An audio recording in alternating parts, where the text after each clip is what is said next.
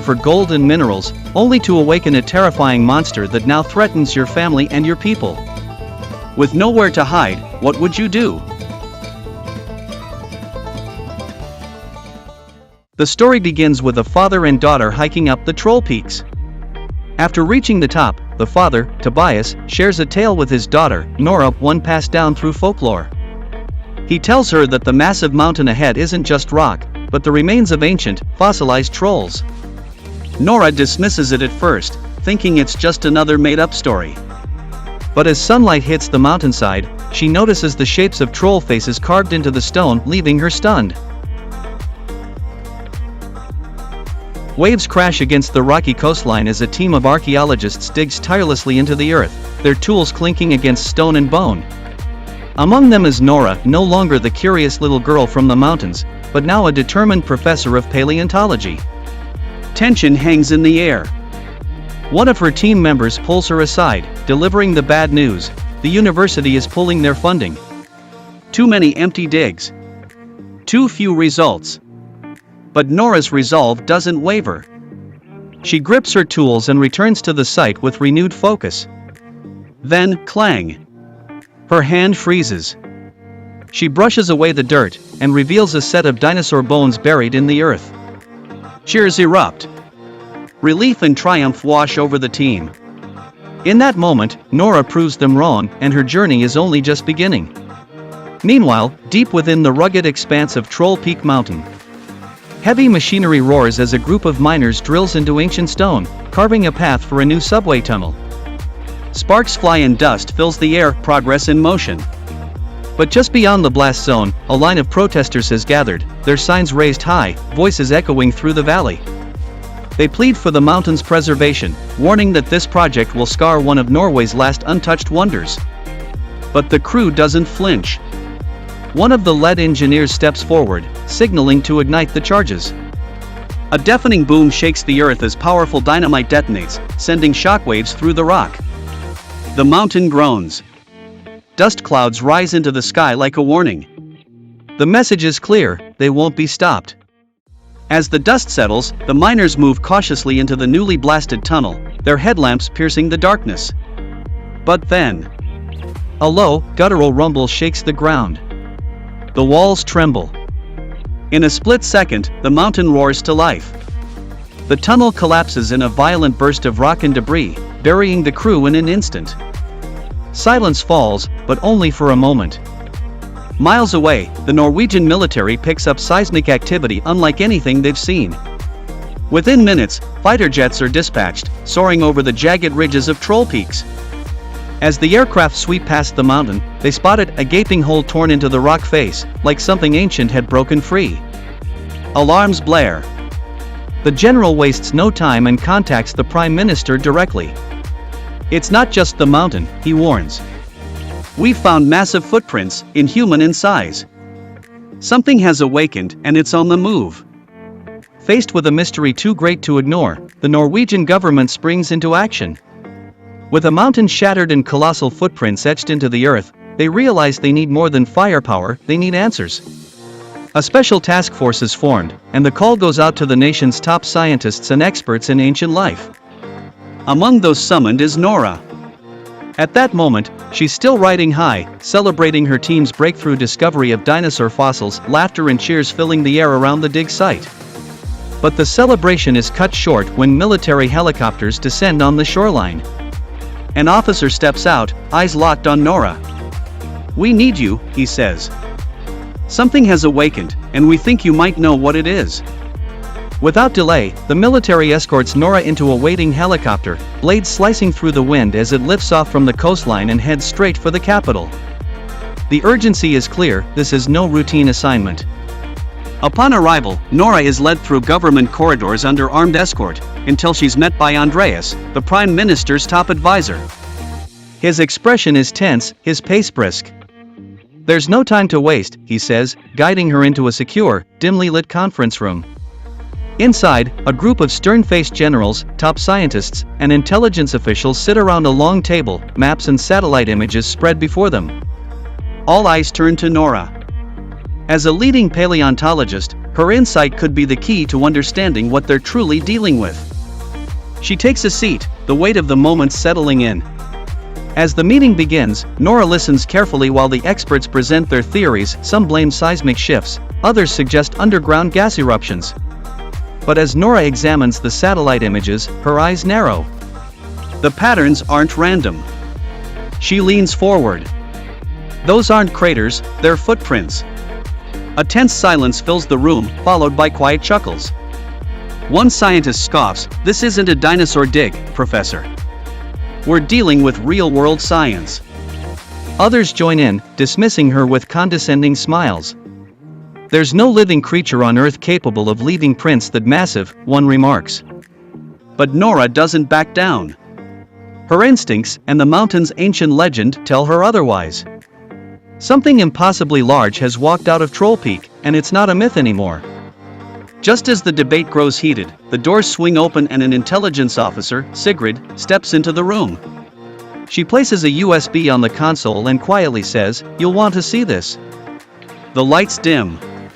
A video from the mining site begins to play, grainy, shaky footage capturing chaos, crashing rock, and something enormous moving in the shadows. Gasps ripple through the room. It's no natural disaster. A massive creature is clearly behind the destruction. Still, some scientists stubbornly resist. "It could be an optical illusion," one mutters. Another shrugs, "There's no evidence it's alive." But Nora stands her ground. "You're all still debating if it's real. I say we find it now." Her words cut through the room like a blade. The Prime Minister, watching closely, nods with approval. Impressed by her courage and clarity, she officially appoints Nora as the team's scientific advisor.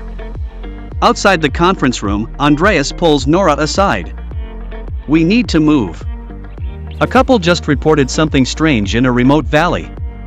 Their home was crushed, stepped on." "Did they see it?"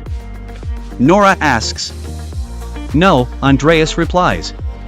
"But whatever it was close." Nora and Andreas take to the skies in a military helicopter, blades thundering as they soar toward the isolated valley. The sun dips low over the mountains, casting long shadows across the landscape. To pass the time, Andreas tries to lighten the mood. "So, paleontology? That's not exactly a childhood dream for most." Nora offers a faint smile. "It was for me. I was always fascinated by nature, bones, fossils, ancient stories hidden in the earth." Her tone softens. "My mom passed when I was young. After that, it was just me and my dad. He lost himself in fairy tales. Said trolls were real. Eventually, people stopped listening. So did I." Andreas nods quietly. "I always wanted to be a writer, actually." But Nora's attention is already drifting. Out the window, she spots it, the twisted remains of a house flattened into the earth. Her expression hardens. They land near the wreckage, where a soldier named Chris steps forward to greet them.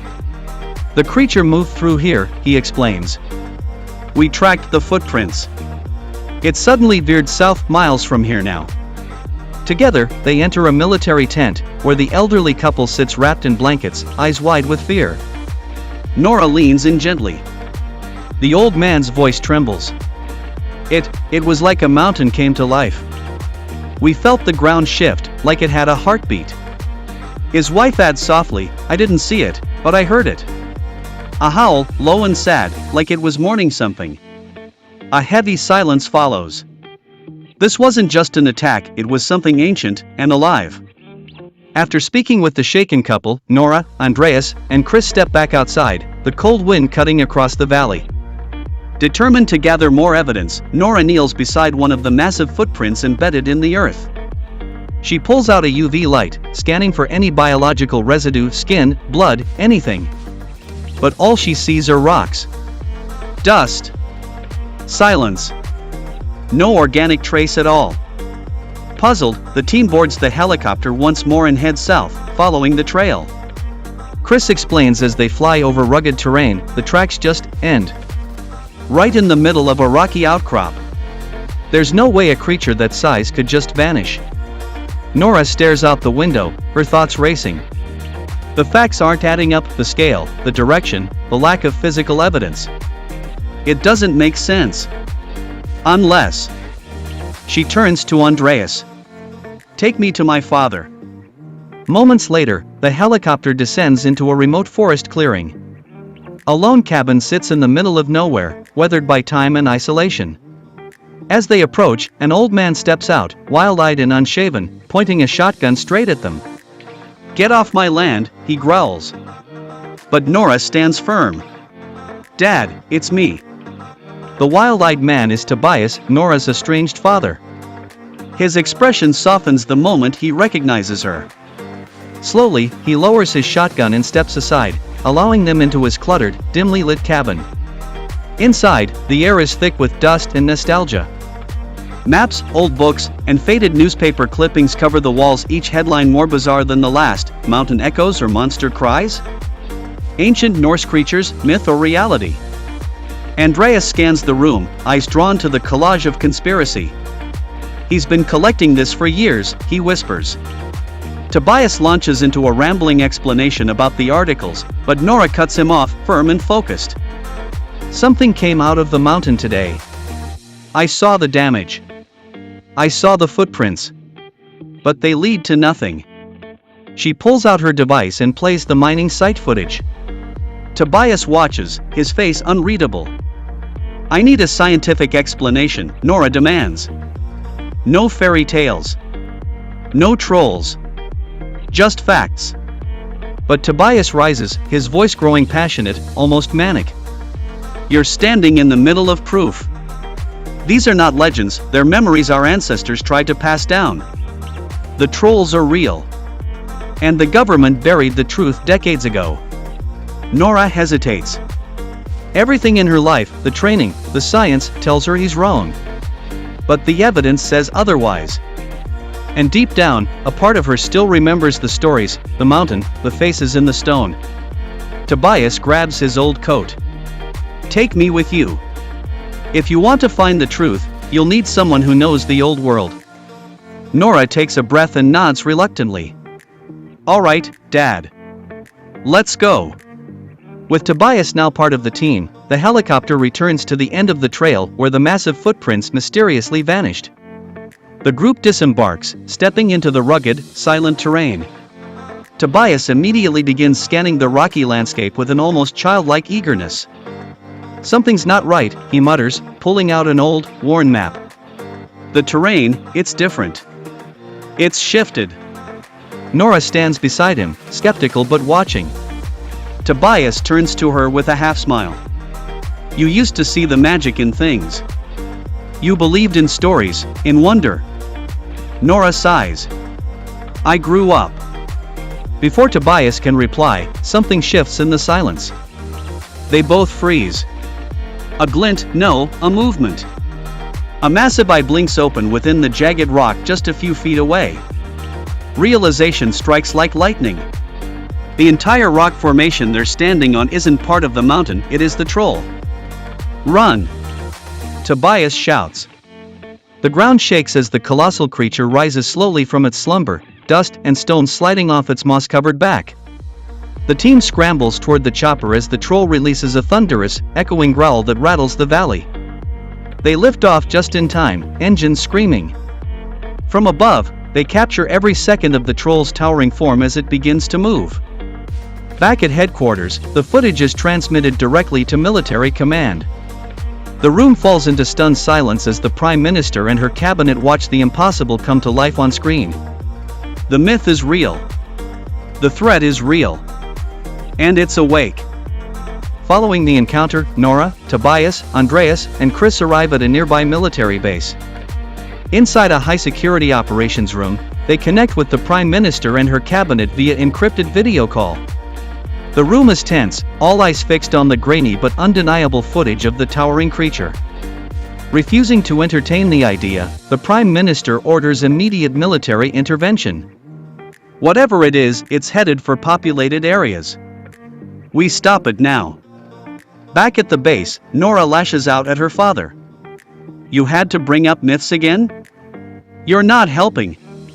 But Tobias, calm and certain, simply replies, "This is just the beginning. You'll see." His words linger, stirring something in Nora, a flicker of the wonder she once had as a child. With time running out, Nora, Tobias, and Andreas press Chris to let them accompany the mission. "We've seen it up close," Nora insists. "You'll need us out there." Chris hesitates, then relents. "Fine. But you follow my lead. No exceptions." "I never stopped believing," Tobias says softly. "I just didn't know how to bring you with me." Nora looks at him, the hurt fading, replaced by something more fragile, understanding. Suddenly, the ground trembles. A low, guttural growl echoes through the valley. The troll emerges from the darkness, massive, looming, and strangely still. "Hold fire," Chris warns, but the creature takes one step too close. The general gives the order. "Engage." A missile streaks through the air, slamming into the troll's side with a thunderous explosion. Smoke billows. For a moment, it seems like victory. But then, the smoke clears. The creature groans, and the wound on its rocky skin begins to close, almost magically knitting itself back together. The troll lets out a deafening roar, filled with pain and rage. All units open fire. Chris commands. A hailstorm of bullets, rockets, and artillery lights up the night. But it's useless. The troll barrels through the assault like a force of nature. Soldiers begin to panic, breaking formation and retreating into the forest. In the chaos, Nora, Tobias, Andreas, Chris, and a terrified young soldier dive for cover behind a massive fallen tree. The soldier clutches his weapon with one hand and crosses himself with the other, whispering a prayer into the dark. The ground shakes again. The troll is not just alive. It's unstoppable. As the towering troll draws closer, its massive nostrils flare, sniffing the air like a beast on the hunt. The young soldier huddled behind the log clutches a small cross around his neck, praying under his breath. Tobias suddenly turns, alarmed. "We have to move. Now," he whispers. "Leave him." "What?" Nora asks, stunned. "Trolls can smell Christian blood. It's in the old legends. He's marked." Before anyone can react, the troll's head jerks toward their position. It stomps forward, its eyes locked onto the terrified soldier. With a single swoop, it plucks him from the ground like a twig and, to everyone's horror, devours him whole. The others scramble backward, but Tobias steps forward slowly, arms out, eyes locked with the creature's. "No sudden moves," he murmurs, as if speaking to an old friend. "We're not your enemies." A moment passes, tense, surreal. The troll tilts its head curiously. For a brief, miraculous moment, it calms. A gunshot pierces the night. A reckless soldier, hidden in the trees, opens fire. The troll rears back, roars, and with one wild, sweeping arm, sends Tobias flying like a ragdoll. He crashes into the forest floor, unmoving. The troll crushes the attacking soldier in a single stomp, then disappears into the dark woods. Nora rushes to her father, dropping to her knees. Blood seeps through his shirt. He's barely conscious. "The king, the palace," Tobias gasps, gripping her hand. "It's the key to stopping this." And with those final, cryptic words, he's gone. Nora breaks down, sobbing over her father's broken body. Andreas gently lowers his head in sorrow, and even Chris, hardened and stoic, turns away in silent grief. The man who believed in fairy tales has become one himself. Nora shoots up, frustrated. "Didn't we just prove that missiles don't work? Are we really going to make the same mistake twice?" Determined, she gathers the team and heads into the war room. With conviction in her voice, she lays it all out. "We need to stop thinking like scientists and soldiers, and start thinking like storytellers. Myths have roots in truth. We need to fight the troll with what it fears most." Skepticism fills the air. A cabinet member scoffs, "So what's next? Garlic for vampires?" But then Chris, once a skeptic himself, steps forward. "I've seen it up close. Our best weapons couldn't even make it bleed. Maybe it's time we listen to her." the operation begins. As the bells toll ominously from the skies, the troll freezes in confusion, its massive form trembling at the deafening chime. The sound clearly unsettles it, just like the old legends said. The creature roars in pain and drops to its knees, overwhelmed. For a moment, it works. The military breathes a sigh of relief. Civilians at the amusement park are evacuated, and the troll appears subdued. But the moment is short-lived. With a guttural growl, the troll pushes through the pain, its fury reignited. In a single, sweeping motion, it swats a helicopter from the sky, then grabs another and crushes it effortlessly. Screams fill the air. The park descends into chaos. But just as one damaged chopper spirals downward toward a fleeing crowd, the troll catches it, gently, shielding the people below. It sets the wreckage down and slowly rises, looking around at the terrified faces. Then, without another sound, it turns and lumbers away, disappearing once again into the wilderness. Footage of the event floods every screen worldwide. The once mythical creature is no longer a secret. The world now knows, the troll is real. In Oslo, the government is in disarray. The Prime Minister watches the footage in stunned silence, her face pale with embarrassment and rising panic. "We've been exposed," a cabinet member mutters. Facing immense global pressure and fearing what the troll might do next, the Prime Minister makes a decision. No more hesitation. This creature must be eliminated. But Nora pushes back. "There's still another way, please. Look at what it did. It protected people. It's not just a monster." The Prime Minister's voice hardens. "We can't afford more risk. You're a scientist, Nora, not a diplomat for trolls." With that, the military is mobilized for a final offensive. But Nora knows, if they go through with this, the blood will be on everyone's hands.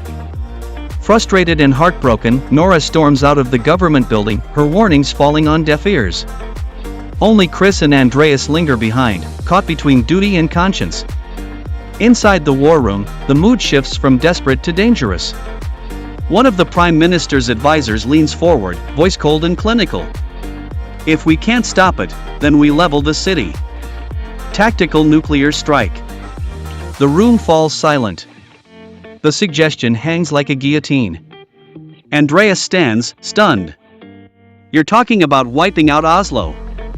"Collateral damage," the man replies. Nora stares out the window, deep in thought. "I don't know yet. But my father wanted me to." As the car speeds through the nearly deserted streets of Oslo, Nora's mind races. Her fingers trace the word in the notebook again, sending. Andreas, watching her from the driver's seat, suddenly clicks with realization. Wait. Sinding. That's the last name of the Lord Chamberlain, he lives in the royal palace. Nora's eyes widen. Her father's cryptic words echo in her mind, a king and a palace. She snaps the notebook shut. "Turn around. Head to the palace now." Moments later, their car screeches to a halt at the gates of the capital's grand palace. Armed guards quickly raise their rifles, shouting at them to stay back. Before the standoff escalates, an elderly but commanding figure steps forward from the shadows of the entrance. He raises a hand. "Stand down," he says firmly. The guards obey without question. The man walks toward Nora, a knowing glint in his eye. "I was expecting someone tonight. I just didn't think it would be Tobias's daughter." Nora, breathless, stares at the man. "You knew my father?" The gentleman nods. "Very well. We didn't always agree, but Tobias was a man of conviction. Stubborn, brilliant, and far ahead of his time." Andreas watches as the gates open. Sinding, the Lord Chamberlain, gestures for them to enter. "Come inside," he says quietly. "There's something you need to see." Deep within the grand halls of the palace, Sinding leads Nora and Andreas down a long, dimly lit corridor, one that doesn't appear on any official map. With every step, dust thickens, and the sound of their shoes echoes off ancient stone. "This way," Sinding says gravely. "What I'm about to show you was never meant to see the light of day." They reach a heavy, rusted iron door. With effort, Sinding pushes it open, revealing a vast underground chamber lined with torch sconces and old relics. At its center, beneath layers of dust and stone, lie the unimaginable. Enormous bones, jawbones as large as wagons, ribs that curve like arches, skulls the size of small cars rest undisturbed in the silence. Nora's breath catches in her throat. Are these? Sinding nods solemnly. Trolls. Hundreds of them. Slain long ago when man feared what he didn't understand. Andreas steps closer, stunned. And this was all beneath the royal palace? Yes, Sinding replies. Long before this became a palace of kings and ministers, this land belonged to another king, the Troll King. Nora's eyes go wide. Pieces begin to click in her mind. The creature we saw, it wasn't just any troll. He's the Troll King. Amid the ancient underground vault, Nora switches on her UV light and scans the massive skeletal remains. Her eyes widen as the bones begin to sizzle and smoke under the beam. They're burning, she mutters in disbelief. Sunlight. That's it. That's their weakness. Realizing what this means, Nora turns to Sinding with urgency. I need the biggest vehicle you've got, something that can haul this skull. Moments later, an armored military-grade transport rumbles into the palace courtyard, the Troll King's enormous skull strapped to its bed. From the passenger seat, Nora dials Chris. I've got a plan. Meet me at the Central Park. Bring every high-intensity UV rig you can find. Chris doesn't hesitate. I'm on it. With everything in place, Nora and her team lay out a final, desperate strategy. They'll use the colossal skull of the Troll King's fallen kin as bait, luring the ancient creature away from the palace and into an open park, where they'll stage their ambush. Chris, alongside a handful of loyal soldiers, races against time, rigging the park with industrial-grade UV floodlights, hidden behind barricades and debris, waiting for the perfect moment to strike. Just in the nick of time, Sigrid cracks the final layer of encryption, successfully halting the nuclear countdown. The missile strike is off, for now. The room erupts in chaos, but Sigrid wastes no time. The world may not know it, but she just saved Oslo from certain annihilation. Meanwhile, deep within the rumbling streets, Nora and Andreas lock eyes with the Troll King. Towering. Ancient. Full of sorrow and fury. He doesn't attack. Instead, he lumbers past them unaware of the trap behind their vehicle. But then, the tarp lifts. The enormous skull of his fallen kin is revealed, cracked, bleached by time. But just as they near safety, the Troll King lashes out. A massive hand slams into their car, sending it tumbling across the park like a tin can. Metal groans. Glass shatters. But by a miracle, Nora and Andreas roll free just seconds before the vehicle is flattened. Chris gives the signal. Now! Blinding UV light explodes from every corner of the park, converging on the creature. The Troll King recoils, his rocky skin sizzling, steaming under the artificial sunlight. He bellows in agony, frozen mid-step, trapped in a cage of light and heat. For the first time since awakening, he cannot move. Not because of weapons or force, but because his ancient weakness has finally returned. Just as the military prepares to unleash the final, devastating strike. A pilot's voice crackles through the comms. General, we have civilians in the blast zone. Nora and her team are still there. The general pauses for a split second, then firmly orders. Abort the mission. Stand down. We don't sacrifice our own. The bomb is called off. Down in the park, soldiers cheer. The troll has been subdued. The capital is safe. But amidst the relief, Nora isn't celebrating. She looks up at the towering, wounded creature, its massive frame trembling in pain under the relentless UV lights. Her heart breaks. This isn't justice, she whispers. This is punishment. Without waiting, she rushes to the generator and shuts off the lights. The glow fades. The Troll King gasps in the fresh darkness, blinking at the woman before him. Go, she urges softly. You're free. Just go. For a moment, the troll hesitates.